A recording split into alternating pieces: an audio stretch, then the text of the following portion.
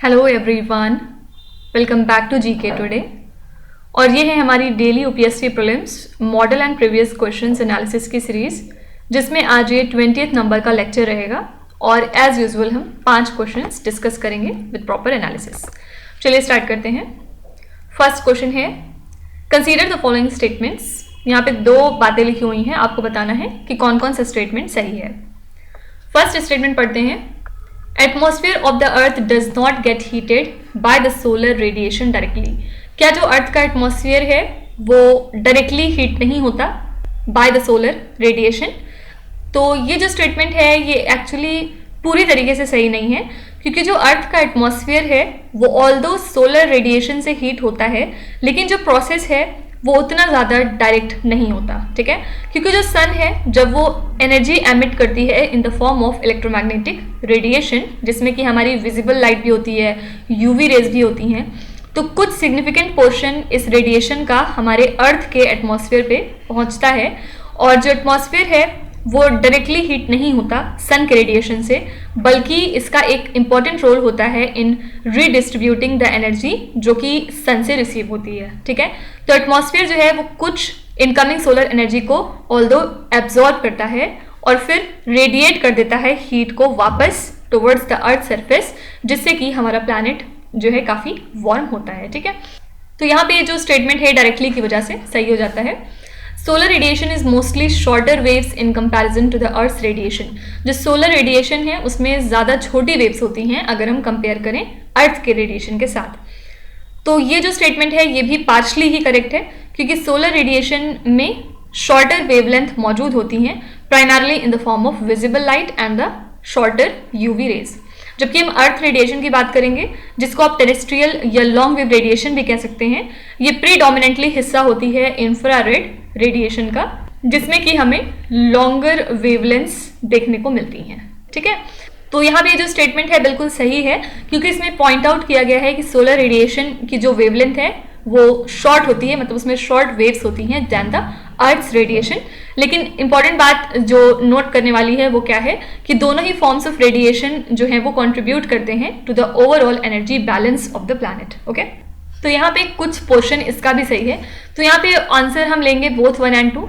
लेकिन अगर यहाँ पे हम पार्शली करेक्ट लिख दें तो ये क्वेश्चन ज़्यादा परफेक्ट हो जाएगा, क्योंकि दोनों जो स्टेटमेंट्स हैं वो ना तो बहुत ज़्यादा सही हैं ना बहुत ज़्यादा गलत हैं। तो यहाँ पे ये जो वर्ड था ये मिसिंग था, एक्चुअली यहाँ पे होना चाहिए which among the above statement is are partly correct. तो यहाँ पे अब सही है बोथ 1 and 2। नेक्स्ट क्वेश्चन पे चलेंगे, कंसीडर द फॉलोइंग ऑब्जर्वेशंस। यहाँ पे 3 स्टेटमेंट दिए हुए हैं, फिर से एनालाइज करना है कि कौन कौन सी बात सही है। Largest population cluster on Earth with 25% of the world's total population is found in East Asia। देखिए, बहुत सारा हिस्सा अर्थ के ऊपर पॉपुलेशन क्लस्टर के मामले में ईस्ट एशिया में ही पाया जाता है, जहाँ पे 25% of the world's total population ये हिस्सा सपोर्ट करता है।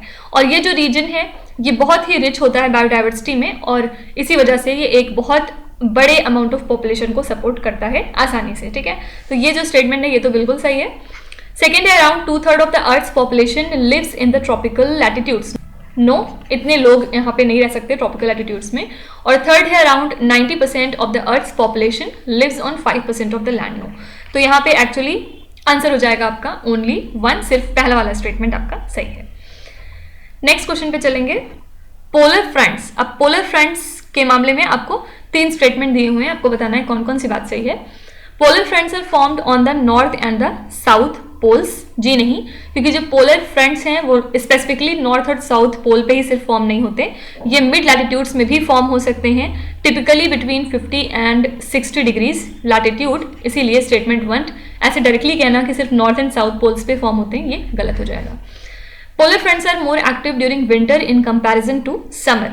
हाँ, ये बात सही है, क्योंकि जो पोलर फ्रंट्स हैं ज़्यादा एक्टिव होते हैं विंटर के सीजन में, अगर हम इसको समर से कंपेयर करें। रीज़न क्या है, क्योंकि ड्यूरिंग विंटर्स जो टेम्परेचर कॉन्ट्रास्ट है वो ज़्यादा हो जाता है between the polar air masses and the warmer air masses, जिसकी वजह से प्रोनाउंस्ड फ्रंटल एक्टिविटी हमें देखने को मिलती है।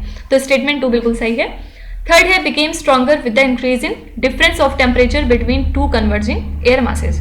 देखिए, जो पोलर फ्रंट्स हैं वो स्ट्रॉन्ग होती जाती हैं with the increase in temperature difference between two converging air masses।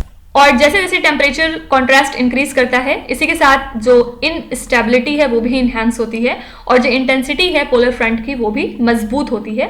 इसीलिए हम कह सकते हैं कि yes, polar fronts become stronger with increase in difference of temperature between two converging air masses. तो समराइज तौर पे अगर हम बोलें तो फर्स्ट वाला स्टेटमेंट गलत है, क्योंकि ये बीच में भी फॉर्म हो सकता है, बाकी रेस्ट ऑफ द स्टेटमेंट सही है। तो answer is B option, that is only 2 and 3। Next है कंसीडर द फॉलोइंग मैचेस। यहाँ पे 3 पेयर्स दिए हुए हैं, आपको बताना है कौन कौन से पेयर सही हैं। फर्स्ट है अनुराग सागर कबीर, साहित्य लाहिरी सूरदास, विनय पत्रिका रशकन। तो यहाँ पे कॉम्पोजिशंस का पेयर दिया हुआ है। देखिए कबीर के जो कॉम्पोजिशंस हैं उसमें क्या क्या आता है, जैसे कि बीजक, इसके अलावा सखी, ग्रंथ, फिर इसके अलावा अनुराग सागर, ठीक है। और कबीर का टाइमलाइन अगर हम देखें तो 1398 से लेके 1518।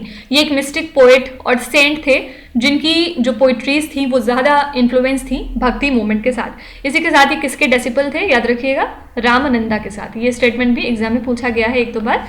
और न सिर्फ ये एक पोएट थे बल्कि हाउस होल्डर थे और एक ट्रेड्समैन भी थे, ठीक है। तो इनके जो वर्क होते थे उसमें ज़्यादातर 2 लाइन के दोहा होते थे, जिनको हम हिंदी में दोहा कहते हैं, और इसमें डीप फिलोसफिकल थिंकिंग रिफ्लेक्ट होती है, इसी वजह से इंपॉर्टेंट है। तो याद रखिएगा पहला पेयर सही है। सेकेंड है साहित्य लाहिरी सूरदास, तो यह साहित्य लाहिरी और साथ ही सूर सागर, ये कॉम्पोजिशंस होते हैं सूरदास के। और थर्ड है विनय पत्रिका रसकन, नो, क्योंकि विनय पत्रिका लिखी है तुलसीदास ने, ठीक है। तो फर्स्ट और सेकंड सही हो जाएगा, थर्ड गलत है। Answer is option number A. Next है which of the following is are the properties of the coal that is generally available in India.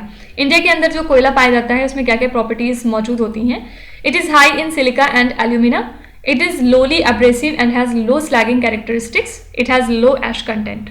देखिए इंडिया का जो कोल है वो सिलिका और एल्युमिनिया में बहुत हाई होता है, साथ ही ये हाईली एब्रेसिव होता है, लोली एब्रेसिव नहीं होता है, और इसमें हाई स्लैगिंग कैरेक्टरिस्टिक्स हमें देखने को मिलती हैं।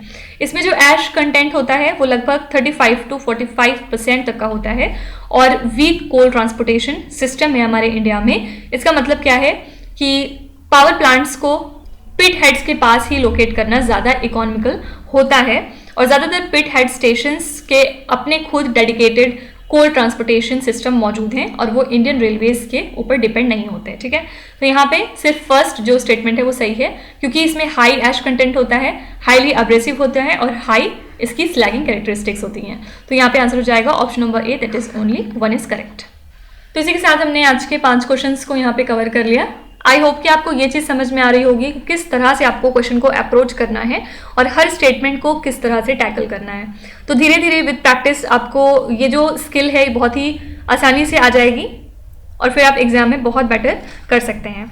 तो कल फिर मिलेंगे हम नेक्स्ट 5 क्वेश्चंस के साथ। Till then stay tuned. Thank you so much for watching and please do not forget to subscribe to GK today. With this Meenu signing of.